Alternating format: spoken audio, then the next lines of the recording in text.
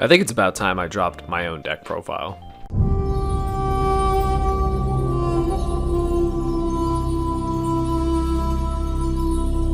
What's going on, you guys? Slim here, finally back with a deck profile of my own. I know if you guys have been watching the videos lately, and there's a lot more of you subbed to the channel now, I know you guys have. We have been on a tirade of deck profiles. You know, shout out to YBM, shout out to my boy Karan, Dio, all the boys, you know, taking the time to, you know, do the profiles when I can't be there. Boys just been really busy, you know, with work and stuff like that. And everyone's been asking, yo, Slim, what have you been playing? What have you been doing? Like, you know, I play here and there online. I haven't been playing that much. I am, you know, signed up for the YCS, as you guys already know, Pasadena and Vegas in January and February. Let's go. It's gonna be freaking awesome. I'm also gonna try to play in the remote dual YCS. But everyone's been asking, okay, what have you been playing? You guys already know. I got the excuse to normal summon myself. I can get away with it. Don't get no hate. You know how it is. Yeah, I absolutely love DOGMATIKA Invoked. I tried the Shaddoll variant. If you guys remember the last time I talked about this deck, and I went back to just straight up DOGMATIKA Invoked because DPE is a hell of a card and it's made the deck insane. But anyways, we're going to get into it. I'm going to give you guys my updated list. It is super standard. If you are trying to play this deck, you guys, this is super standard. There might be a little bit of spice in here. I'm not going to sugarcoat and act like I came up with the most insane list ever, because I definitely did not, but I think this deck is awesome. If you guys already know, subscribe to the channel, comment, like, all that stuff. You want to support the channel, TCG player link, your playmat link, all that stuff. It's in the description, yada, yada, yada. Follow on Twitch. I'll eventually get back on there one of these days. But yeah, all that out of the way, you guys, I want to show you guys my updated list. I really think this deck is one of the best decks of the format. Summoning Window is still insane. Mechaba Window, DPE, it's just like, it's crazy. Like, this deck just always, you know, survives ban lists, and it just, you know, continues to be a contender in the meta, and it can honestly stop the meta, which I really like, even in like a new format. And you guys already know we're gonna just keep normal summoning ourselves forever, so let's get into it. You guys already know 3 copies of your boy, along with my home and my spell and the way to get home. This is literally the standard. Every deck profile will show this. I've seen a random list that played one of this and I just didn't understand it. Yeah, you gotta play 2. You guys already know that's just standard stuff. I mean, we're just gonna keep normal summoning Alistair. We've been doing it since 2017. We're just gonna keep doing it year after year after year. So that's it for the Invoke stuff, just standard. For the DOGMATIKA stuff, I think this list is just like super duper standard. Like, I am literally playing the and I'm throwing this in there too because this is literally a DOGMATIKA card to me. So 3 Ecclesia, 1 Floor, 1 Maximus, the Nadir Servants, the Punishment, and the Schism. Schism doesn't need any interaction, you guys know. We're not playing any other Shaddoll monsters. I tested that. I liked it for the time being, but now with DPE back out, like, if you guys noticed the way the Shaddoll decks were changing, they kept just lowering the Shaddoll monster count because they're basically bricks. They went down to a point where they're just playing Dragon and Aerial. And honestly now, like, with DPE and stuff, you literally just need the DOGMATIKA cards in your way to get to Schism. 3 Ecclesia just ensures that you see Maximus. Maximus is an absolute house of a card. I've talked about this card at length so much. I know a lot of people are scared to play this card. They're scared of Elder Entity Entis. They're scared of, you know, just opposing cards and stuff like that. But if you play the deck properly, like, you can play around that. You might lose your Mechaba in the process. It happens, but it really just depends. It depends on what deck is actually playing Entis or is playing the Cyber Dragon Nova and the Mechaba. I mean, yeah, you play against Flunderies, they might have it. You play against Rogue decks that don't really care about their extra deck, they may have it. But as far as the meta goes, as far as, you know, playing against Sword Soul, playing against Phantom Knights, like, you know, you'll be able to resolve Maximus, and just guaranteeing Window is just insane. And then just 1 Punishment, I think 1's enough. And yeah, that's basically it.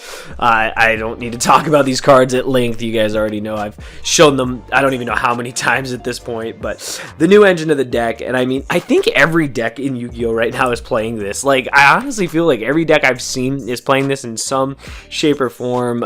Fusion Destiny with the 2 targets to make DPE. DPE is just an insane card. Like, it really is. Like, I don't understand. Like, that card is just absolutely bonkers.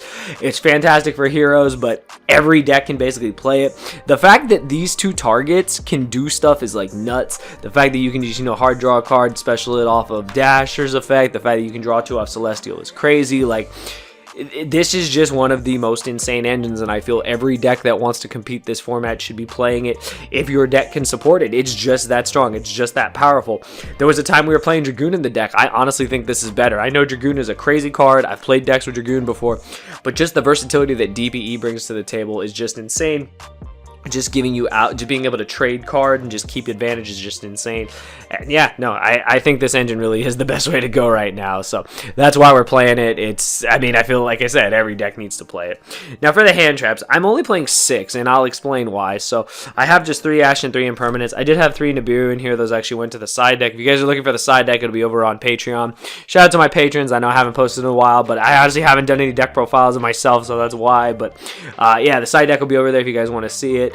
Link will be in the description. Yeah, so I just stuck with these because I'll even just throw this out here now. This is the quote-unquote the spice in the list, I guess, is 3 main deck copies of There Can Only Be One. Alright, Ash and Imperm, they're standard. I want to Ash Fusion Destiny, and Imperm is just good going first, going second. That's standard. But this card, there are so many reasons why this card is insane. Like, this deck can literally main deck this card. Your board is like Mechaba, which is a machine. You have DPE, which is a warrior. You have Window, which is a spellcaster. You literally just play around this card like it's nobody's business, and this card literally destroys the format. It destroys Sword Soul. Hurts a lot. Hurts like so many decks this format. Sure, it's not good against like Sky Striker or Guru or decks like that, but this card by itself is insane. And not only that, one thing I did notice is that in the standard builds where you just have the 3 Imperm and the 1 punishment, you only have 4 traps for Mechaba. This at least bumps your numbers up to 7. The reason why I say that is because this deck gets absolutely bodied by Evenly Match, and Evenly Match is one of the best cards of the format right now.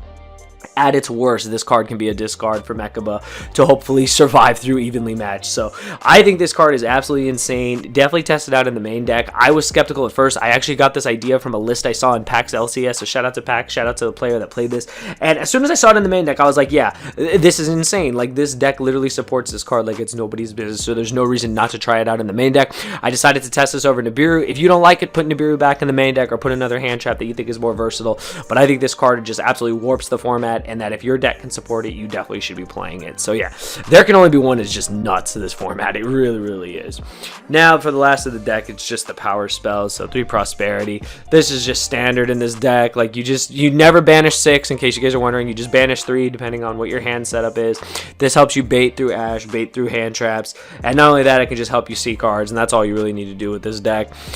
That's standard. And then 3 Droplet. This is basically standard too, because I mean, you just need to be able to break boards. Like, you're not going to win every die roll. You need to be able to go second and try to break boards. So Droplet's great. Plus, you can also go on second. You can normal Alistair. They try to hand trap it. You can chain Droplet. You can resolve your Alistair. It's, you know, that's kind of all you really want to do. Like, normal Alistair, it resolves. You're good to go. Engine starts rolling. Deck starts rolling. Droplet just insane in this format. Every deck's playing some kind of form of board break if they can. And I think Droplet's honestly the best one, especially for this deck. So I really like that. And then the last card, the 40th card, is Called by the Grave.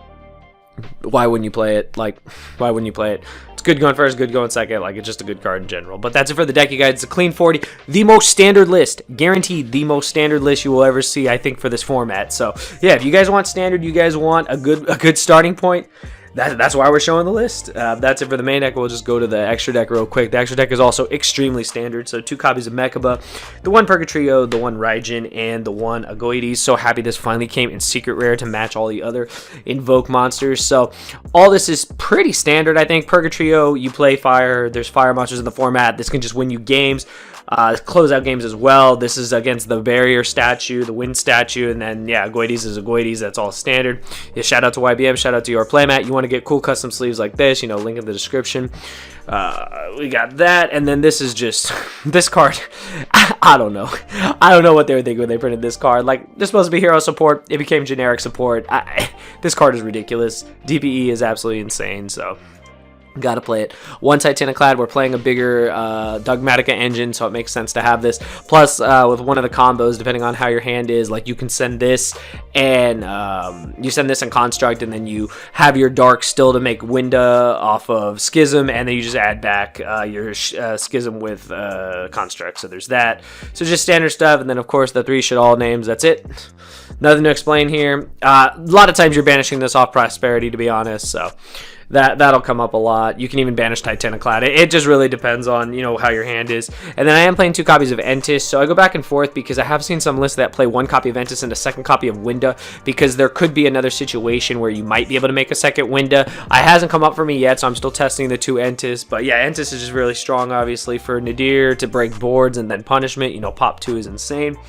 And then the last of the deck is just the 3 links, the All Mirage, the Secure Garnet, and the Verde. You have to play these over the Magistus link, because obviously for Maximus to put it on board.